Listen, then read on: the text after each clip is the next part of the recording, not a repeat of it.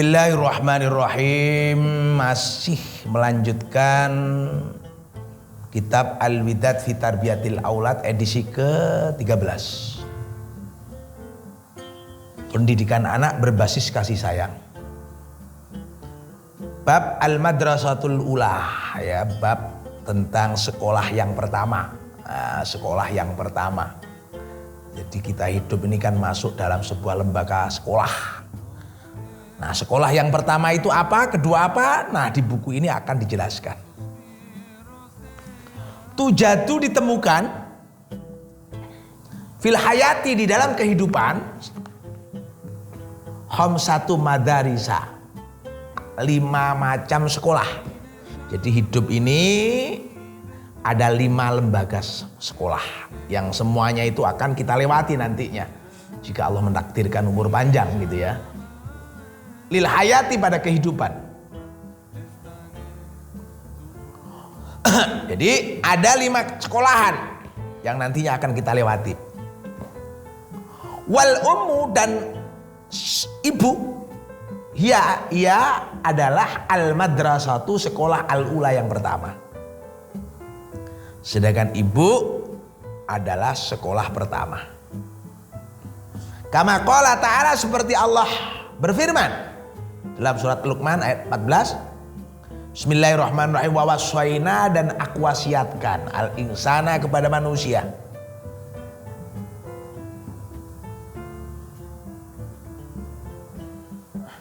Ya. Jadi Allah telah wasiatkan kepada manusia. Untuk apa? Wa waswainal insana biwalidahi, ya, kepada ke orang tuanya, hamalathu, yang telah mengandungnya, ummuhu, ibunya, ya, yang telah mengandungnya, ummuhu, ibunya, wahnan, dalam keadaan lemah, ala wahnin, bahkan semakin lemah, ya, ala wahnin, bahkan semakin lemah. Jadi Allah Subhanahu wa taala memberikan wasiat, memberikan peringatan kepada manusia, di mana ibunya telah mengandung, ya, ibunya telah mengandung dalam keadaan wahnan ala wahnin, ya, wahnan ala wahnin. Wa fisaluhu, ya, wa fisaluhu, dan menyapihnya. Ama ini dalam usia 2 tahun. Ya. Jadi kalau dari lanjutan ayat, anishkurli wali walidaik ilayal masir. Jadi sempurna ayat adalah Allah sudah wasiatkan kepada manusia untuk untuk berbuat baik kepada kedua orang tua. Nah, di sini dimulai dari mana? Dari kata hamalathu ummuhu wahnan ala wahnin. Ibunya yang dulu pengandungnya dalam keadaan lemah, sangat lemah, bahkan kritis, resikonya apa?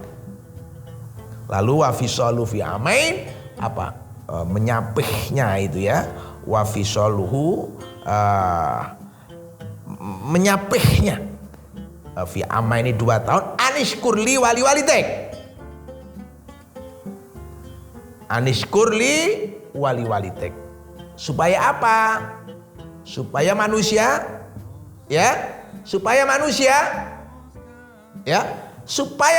itu berbuat baik kepada orang tua, bersyukur, ya, bersyukur kepada kedua orang tuanya. Anishkurli, bersyukur pertama kepada Allah, wali walidaik, ya, bersyukur kepada Allah dan kepada kedua orang tua. Ayyubda'u, artinya dimulai. At-ta'limu, pengajaran. Pengajaran, taklim itu pengajaran, kalau tarbiyah itu pendidikan. Min haitsu hamalathu ummuhu, dimulai dari saat mengandungnya ummuhu, ibunya. Kama fi qissati nabiyina Muhammadin, seperti dalam kisahnya Nabi kita Muhammad sallallahu alaihi wasallam, wal Imam Syafi'i, dan juga Imam Syafi'i, dan lain-lain banyak sekali. Jadi begini, dalam hidup ini ada 5 sekolah yang akan kita masuk di dalamnya kalau Allah mengaruniakan kita umur yang panjang. Sekolah yang pertama di mana kita duduk di bangku sekolah itu adalah madrasatul sekolah ibu. Nah, ayat dari surat Luqman 14 tadi mengatakan pendidikan di sekolah ibu itu dimulai hamalathu ummuhu, saat ibu mulai mengandung janin kita. Ya dah, yubda'u ta'lim min haitsu hamalathu ummuh, bahwa pendidikan itu dimulai saat seseorang itu dalam kandungan ibunya. Maka ibunya adalah guru yang pertama, maka ibunya adalah sekolah yang pertama, bahwa ibunya adalah madrasah yang pertama. Begini ya, kalau kita ngomong tentang perjalanan janin misalnya, ya kita ngomong perjalanan janin, itu kan dimulai dari nutfah, sel telur yang dibuahi, pembuahan. Nah, itu kemudian disebut nutfah 40 hari, alaqah 40 hari, mudghah 40 hari.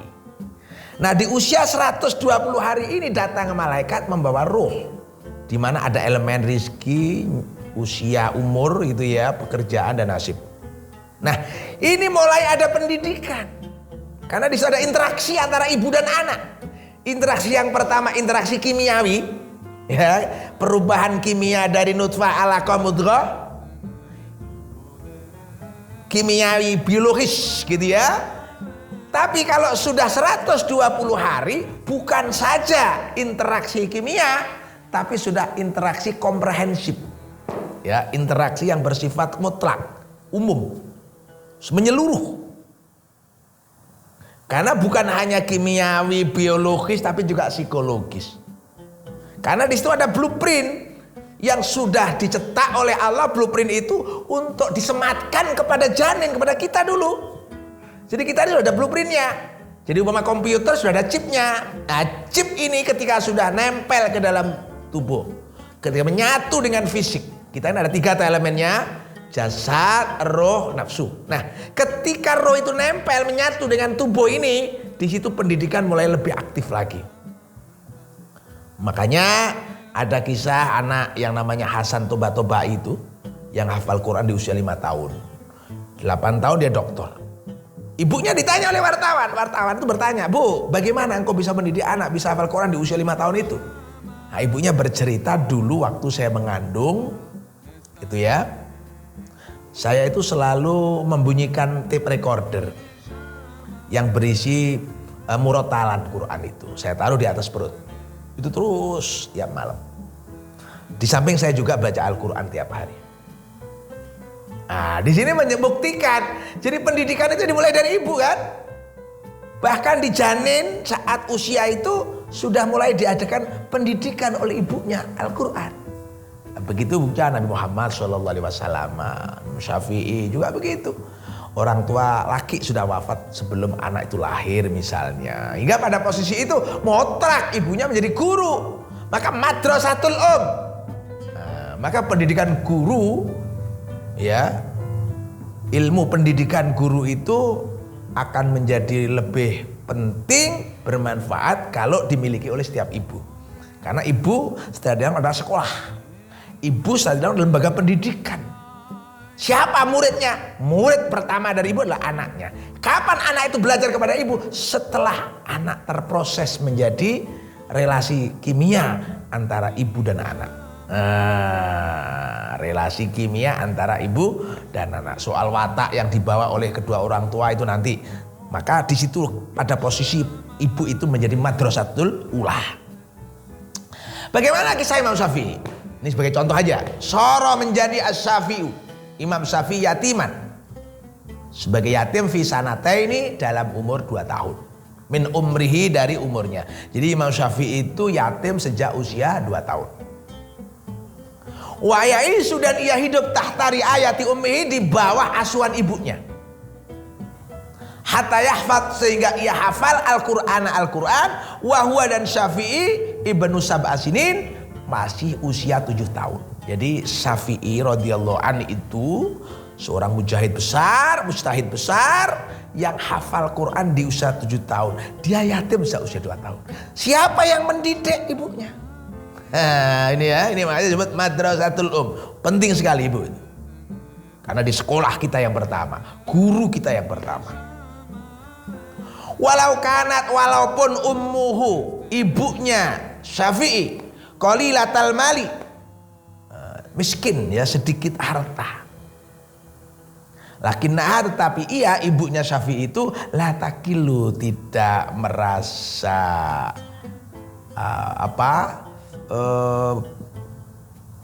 pesimis, wala ta'asu, dan tidak putus asa, minal ihtimami, dari usaha yang sungguh-sungguh, bitaklimihi, untuk mendidik Syafi'i anaknya itu, aktsar summa aktsar, lebih banyak lalu lebih banyak, ila suyukhil masjidil haramil Makki, pada guru-guru di Masjidil Haram al-Makkah. Jadi walaupun toh Imam Syafi'i itu dalam asuhan ibu yang miskin, tapi semangat ibunya untuk menjadikan anaknya pinter, alim, hebat, menjadi fuqaha, beliau tidak patah arang, tidak pesimis. Ia suruh ngaji Syafi'i itu kepada banyak guru-guru di Masjidil Haram ketika itu. Nah, inilah ya. Ini penting kita ya. Jangan sampai kemudian alasan biaya lalu orang bilang jangan diterusin lah, saya nggak punya biaya. Jangan. Lihat itu Imam Syafi'i, ibunya miskin, tapi semangat belajar yang tinggi yang ada di dalam diri ibunya itu, hingga ia tularkan kepada anaknya untuk bisa punya semangat yang melebihi ibunya untuk senang pada ilmu. Wawajahan, dan fokus ibunya itu liitqanil qiraah, untuk menguatkan bacaan wattilawah, dan bacaan al-qiraah wattilawah, dan kajian wattafsiri, dan tafsir, hatta stahfadha, sehingga Syafi'i hafal al-Muwatta, kitab Muwatta lil Imam Malik, susunan Imam Malik. Alladzi huwa, yang Muwatta itu a'zamul kutubi, kitab yang paling besar, wa afdalu naf'an, dan memiliki manfaat yang lebih utama, wa taksiron, dan pengaruh fi ilmil hadisi, di dalam ilmu hadis, hina mathalah thata asyara, ketika umurnya menginjak 13 tahun, fi umri, dalam umurnya. Jadi Imam Syafi'i itu begini, diasuh oleh seorang ibu janda, ya kan, sudah wafat ya, sejak anak itu usia 2 tahun, miskin lagi. Nah, ya, ternyata seorang janda yang miskin tidak membuat patah semangat. Seperti hanya kapan hari saya pernah baca ada seorang janda menghidupi anaknya yang semuanya jadi dokter. Berapa itu? 11 atau berapa itu dari Palembang itu, Masya Allah. Semuanya dokter, insinyur, 11 itu janda menghidupi anak 11, ya dokter, insinyur. Coba, Imam Syafi'i juga demikian.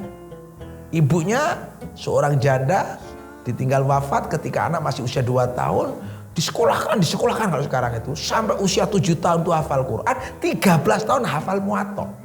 Ya, bayangkan, hebat. Muwatta itu kitab babun hadis itu. Wa adzinat, dan mengizinkan ummuhu, ibunya, bisafari, untuk mondok, untuk pergi ilal Madinati, ke Madinah, mubasyaran, langsung, yata'allamu, untuk belajar ilmu hadis, min sahibil Muwatta, pada pemilik Muwatta, yakni al Imam Malik, limuddati tis'i sinina, sampai selama 9 tahun.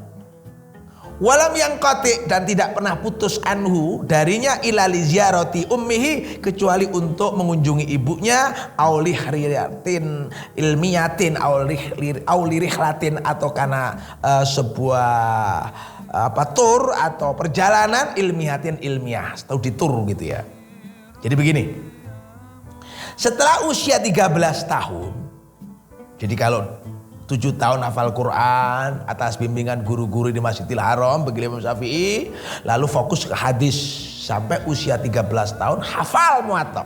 Setelah hafal beliau mondok, pergi ke Madinah Ya, mondok selama 9 tahun berguru langsung kepada Shahibul Muwatta Imam Malik. Nah, ini ya, berguru langsung kepada pemilik Muwatta yaitu Imam Malik. Laqad ta'alamathu, ibunya telah mendidik Syafi'i. Ya, ummuhu ya, laqad ta'alamathu, benar-benar telah mendidik Syafi'i ummuhu, ibunya.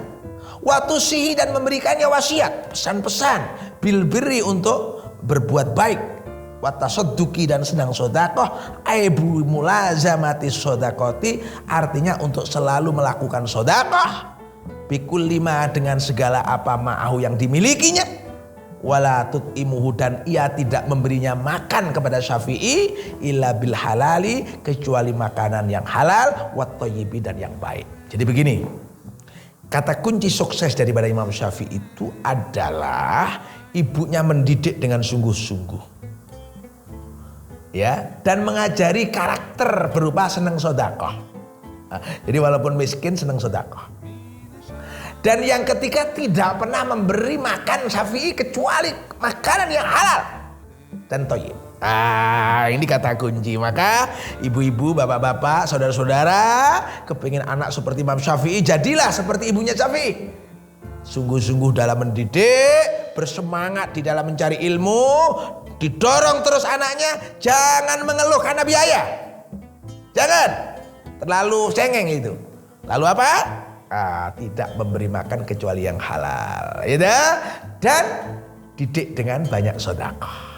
Nah, ini penting. Seperti begini ya, kalau dalam zaman pendidikannya Imam Syafi'i itu Quran dulu, baru kemudian penajaman fokus hadis. Seperti Ibnu Sina juga begitu, Quran dulu, baru penajaman ilmu kedokteran. Itu sama dengan apa yang itu disampaikan Al-Quran. Ar-Rahmanu 'allamal Quran. Ar-Rahmanu, Allah yang Maha Rahman, 'allama, mengajarkan Al-Quran. Pandai Quran, hafal Quran, atau mungkin baca Al-Qurannya bagus, baru penajaman. Ya, hafal, paham, tahu arti, penajaman fokus. Jadinya siapa? Imam Syafi'i menjadi ahli hadis, atau juga Ibnu Sina menjadi seorang dokter. Walhamdulillahirabbil alamin.